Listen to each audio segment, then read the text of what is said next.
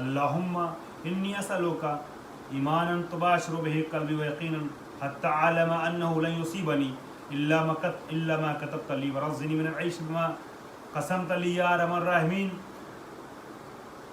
گفتگو کے دوسرے مرحلے میں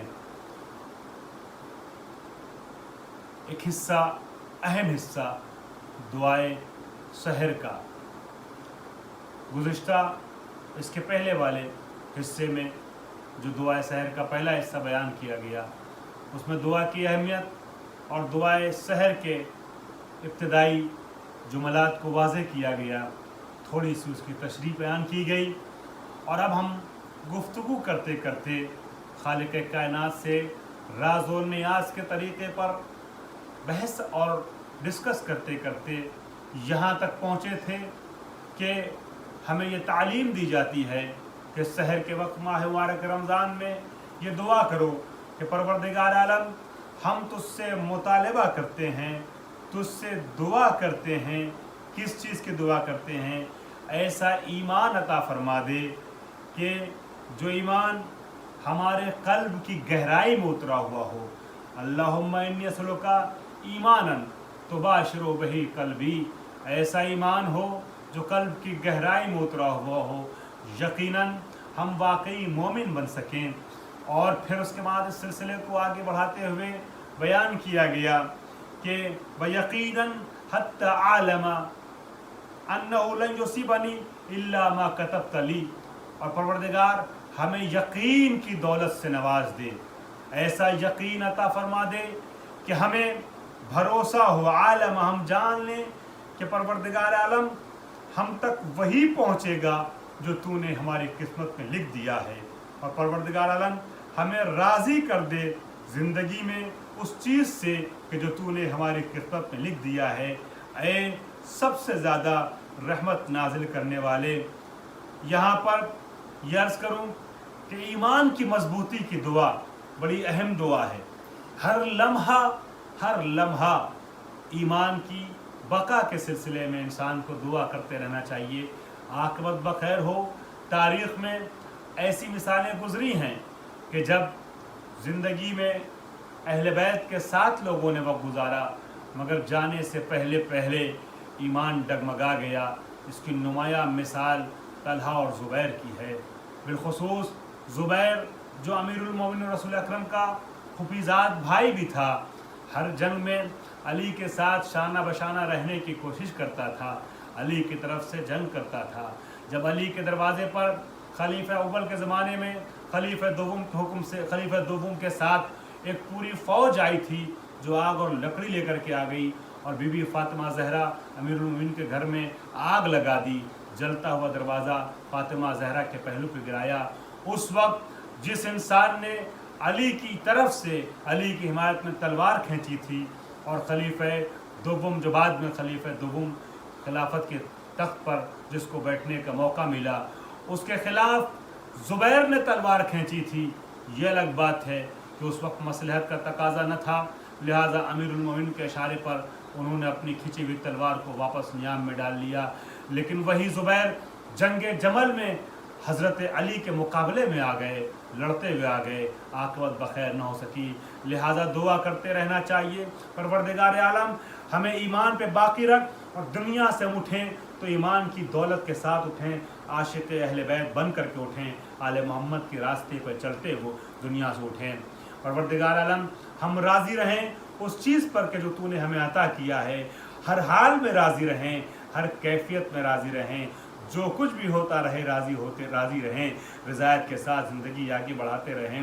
یہ درس بھی ہم کو خانوادہ رسالت سے ملا ہے، چنانچہ شیخ عباس قمی رحمۃ اللہ علیہ اپنی کتاب منتہی الاعمال میں اور بہت سے مفسرین تفسیر کی کتابوں میں یہ واقعہ تحریر کرتے ہیں کہ جب سورہ ضحیٰ کی آیت آئی وَلَسَوْفَ يُعْطِيكَ رَبُّكَ فَتَرْضَىٰ، آپ کو عنقریب آپ کا رب اتنا دے گا کہ آپ راضی ہو جائیے، تو یہ ظاہر میں خطاب نبی سے ہے، مگر اس کے شان نزول کے طور پر علماء تحریر کرتے ہیں نبی اکرم ایک روز وارد خانہ بطول ہوتے ہیں تو کیا دیکھتے ہیں؟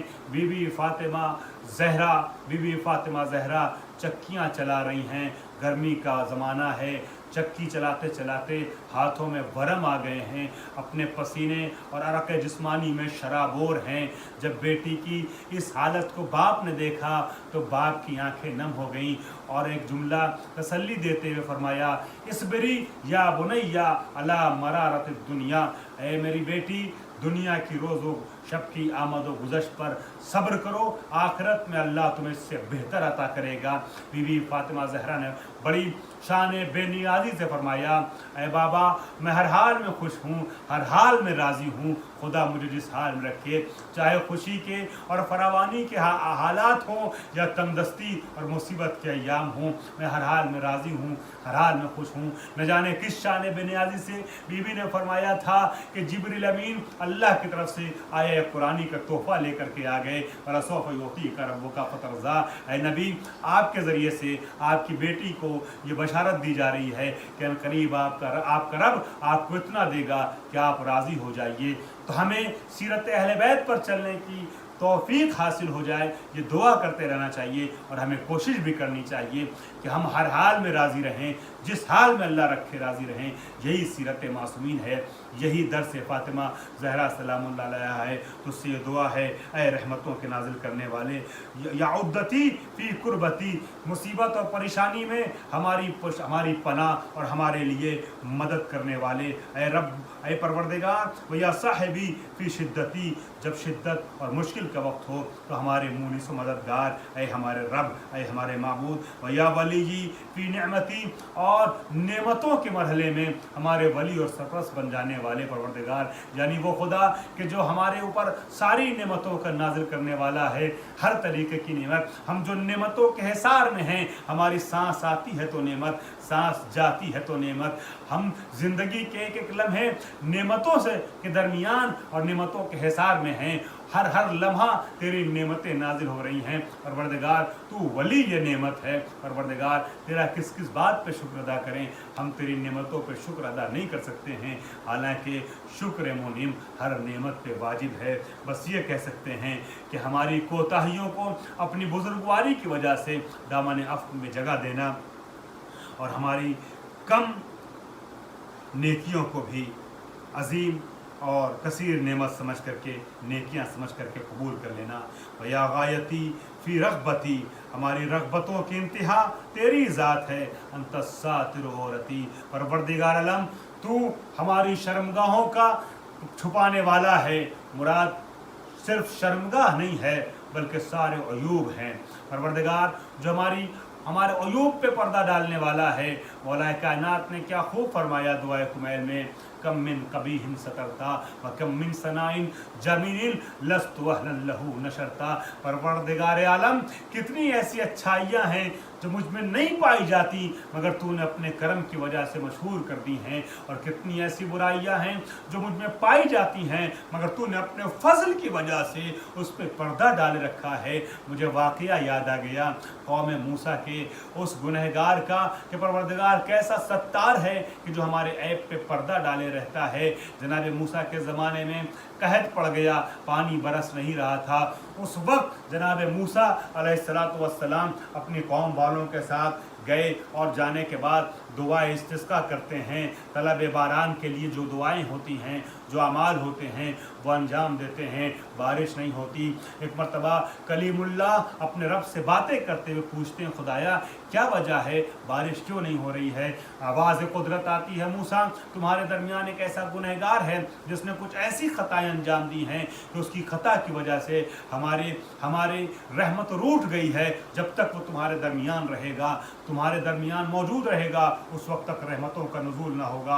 आप हैरत न कीजिएगा कि गुनहगार के गुनाहों की वजह से रहमत रब्बानी कैसे रूठ सकती है। इसलिए कि बहुत से गुनाह ऐसे हैं जो बाब इजाबत से हमारी दुआओं को टकराने नहीं देते हैं। चुनांचे दुआए कुमैल में मौला कायनात फरमाते हैं, अल्लाहुम्मा अग़फ़िर लिया ज़ुनूब अल्लती तहबिसुद दुआ, खुदाया हमारे उन गुनाहों को माफ़ कर दे जो हमारी दुआओं को अपने हिसार में ले लेती हैं, कैदी बना लेती हैं। यानी कुछ गुनाह गुनाह ऐसे हैं जो हमारी दुआ को बाब इजाबत से टकराने नहीं देते हैं। यही वजह है कि जनाब मूसा अलैहिस्सलाम के कौम का वो गुनहगार ऐसा था कि जिसकी वजह से दुआ बाब इजाबत से टकरा न रही थी, टकरा न सकी। तो जनाब मूसा ने अपनी कौम वालों से खिताब करते हुए कहा, तुम में कौन ऐसा गुनहगार है, ज़रा हमारे दरमियान से हट जाए, इसलिए कि जब तक वो रहेगा गुनाहों की वजह से उसके रहमतों का नुज़ूल न होगा। उस वक्त जनाब मूसा अपनी कौम से कहते हैं और उसके बाद देखते रहते हैं, कोई भी जाता नहीं है और यहाँ तक कि घटा छाती है, अब्र आता है, बारिश नाजिल होने लगती है, बारिश होने लगती है, पानी बरसने लगता है।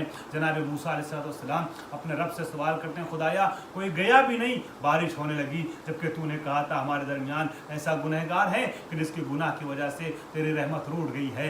जनाब मूसा से परवरदिगार ने फरमाया, मूसा हम सत्तारुल उयूब हैं, उसने गुनाह किया था, हमने पर्दा डाले रखा था, मगर जब तुम्हारे दरमियान से न गया और तुमने जाने को कहा तो उसने दिल की गहराई से ये दुआ की, परवरदिगार मेरे ऐब और मेरे गुनाह को या मैं जानता था या तू जानता था, अगर या तू जानता है, अगर मैं इनके दरमियान से चला जाऊंगा तो मेरी रुसवाई हो जाएगी, सबको पता चल जाएगा वो गुनहगार मैं हूँ। खुदाया अपनी रहमत भेज दे और मुझे गुनाहों की सज़ा यहाँ दुनिया में रुसवाई की शक्ल में न दे, लिहाजा परवरदिगार तुझसे माफ़ी का तलबगार हूँ, मुझे माफ़ कर दे। उसने चूँकि सिद्क़ के दिल से मग़फ़िरत की दुआ की, हमने उसकी दुआ कबूल कर ली और अब रहमतों का नुज़ूल होने लगा, बारिश होने लगी। जनाब मूसा अलैहिस्सलाम पूछते हैं, खुदाया वो कौन बंदा है जो इस तरीके से गुनाह करता था कि तेरी रहमत रूठ गई थी, अब हमको ज़रा बता तो दे, अब तो तूने माफ़ कर दिया। खुदा ने आवाज़ दी, मूसा